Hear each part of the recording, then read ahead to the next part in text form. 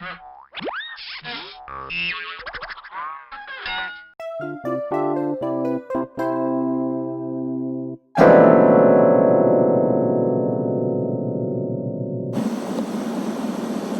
Katherine from Pleasures, from St. Pete, Florida. And we decided that we were going to do some gear videos for you to explain what we use, how we use them, how we got them maybe. We're just kind of going to let you know stuff about what we use. And I'll just start with my vocal stuff. You want to come a little closer? So I use three things primarily for my vocal stuff. When we started this band like 3.5 years ago, I was listening to a lot of Black Moth Super Rainbow, so I wanted my vocals to be just like that, which is basically just a layered series of auto tunes and cool effects. If you guys haven't checked out that band, check out that band. That was one of my first influences for our band. Morgan will put a clip in the video right here. This is what Black Moth sounds like. But I play guitar, and you can't vocode really. Like, there's some pedals that let you vocode without playing keys or a MIDI instrument to influence the sound. But those pedals kind of suck, and they don't really work very well. So you generally have to have a keyboard to vocode your voice. But since I play guitar, I learned pretty quickly that that wasn't going to happen. That wasn't something that I could achieve live or whatever. Like, obviously we could do it in the recording, but so I basically went for this pedal. So I was just trying to figure out alternate stuff that I could do vocally.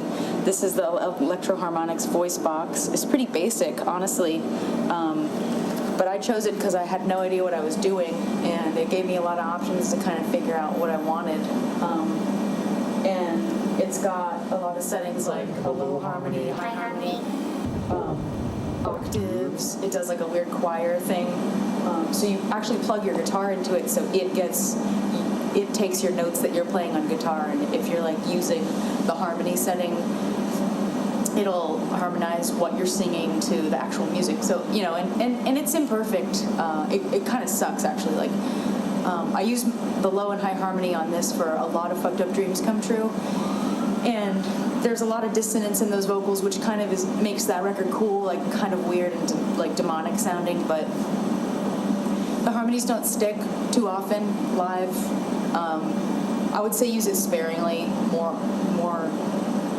than use it like just continually through a track. You'll see if you mess around with it.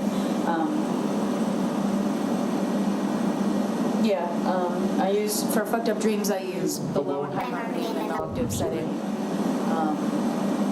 That's all I used for Fucked Up Dreams, and the Chaos Pad, which is like one of the things that we do kind of throughout. I don't think that'll ever leave like my board, which is really neat. I used all the loop settings, which takes a live vocal sample and it kind of like stutters it, or it live loops it. Like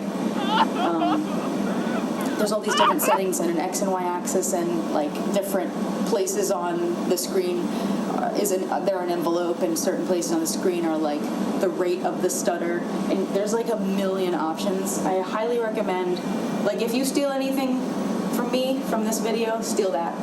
Like, this is one of the coolest machines ever invented. I used to just use the loop. Now I'm using also the delay functions in the Chaos Pad. So moving on into our second record, like sometimes I like to start off with like a new pedal or a new sound to just be like, okay, these are the sounds that I'm going to use with a new record, just to not make the same sounds again, or not try and like write around the same sounds. And when we did the second record, I got this vocal transformer, which is Roland. It's the VT3. It's pretty rad.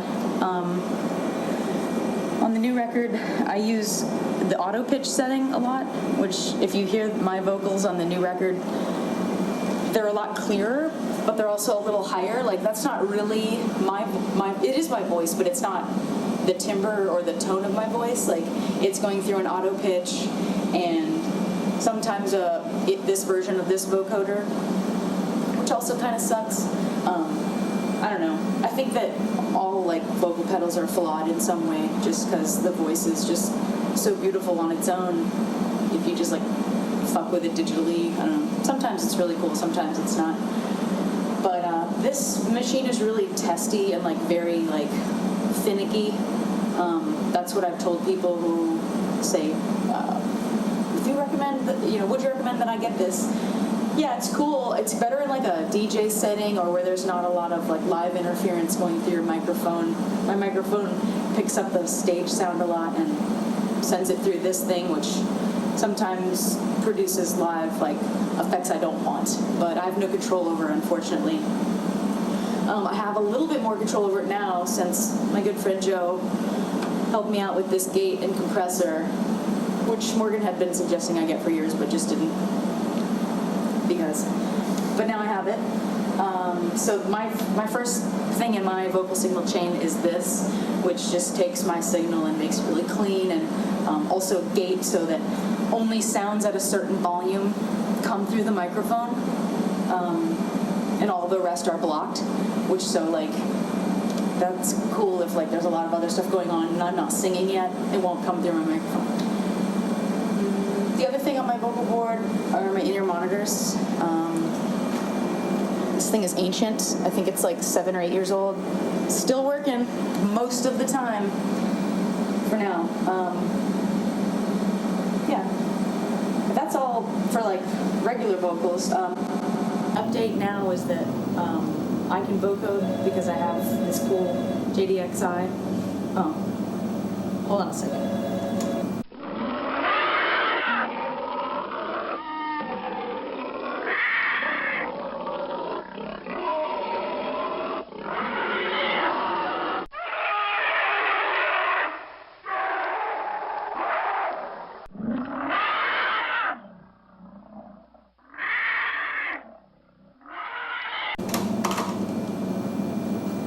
I can vocode.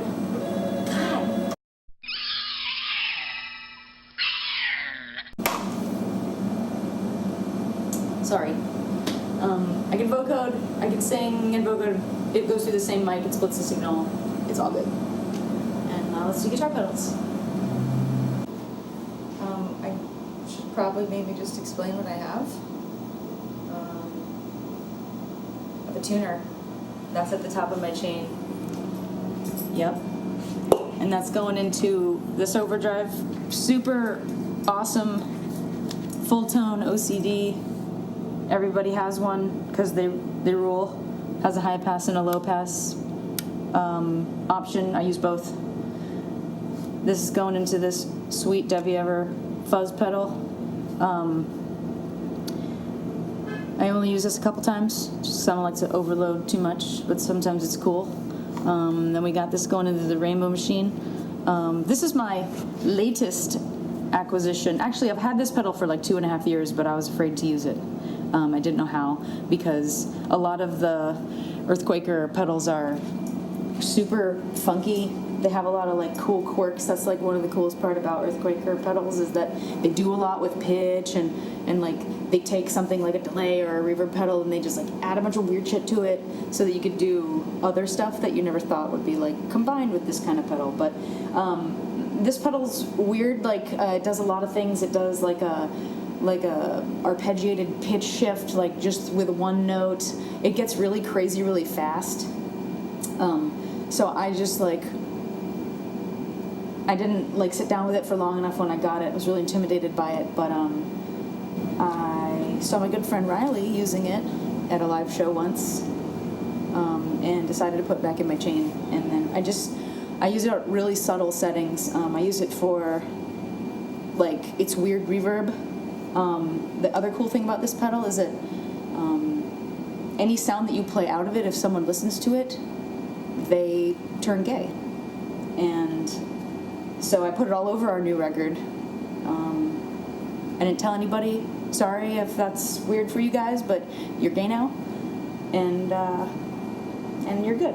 All right, so that goes into this pitchfork. This is a kind of a poor substitution for the Digitech Whammy, which I had for a while, but then the power supply stopped working and we were on tour, and I had to make a quick decision to pick up something that basically did what it did.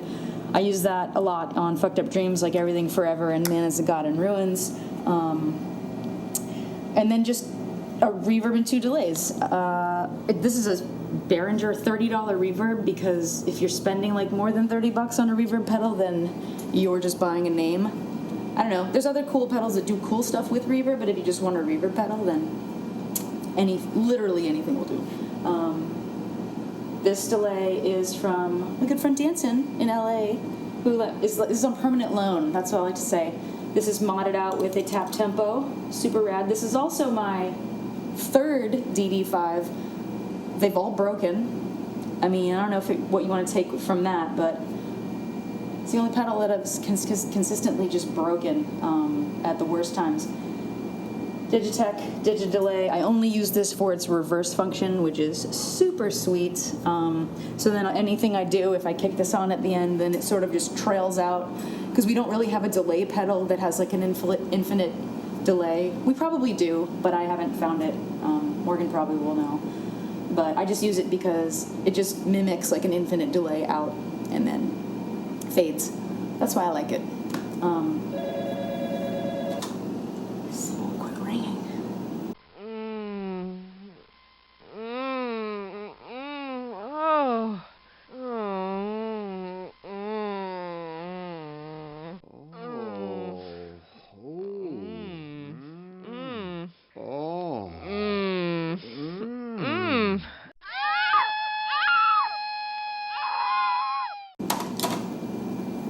I think that's all I got for you.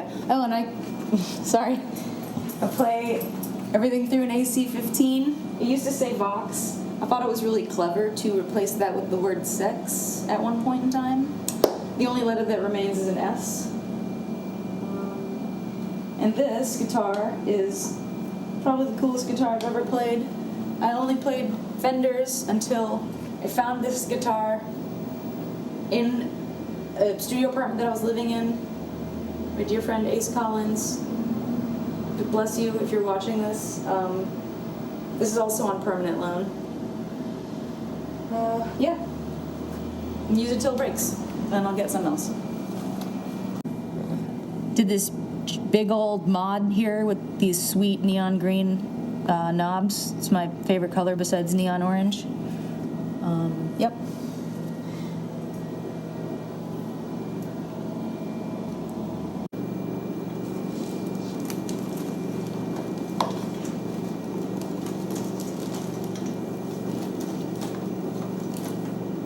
Good night, KK. Good night, Morgan.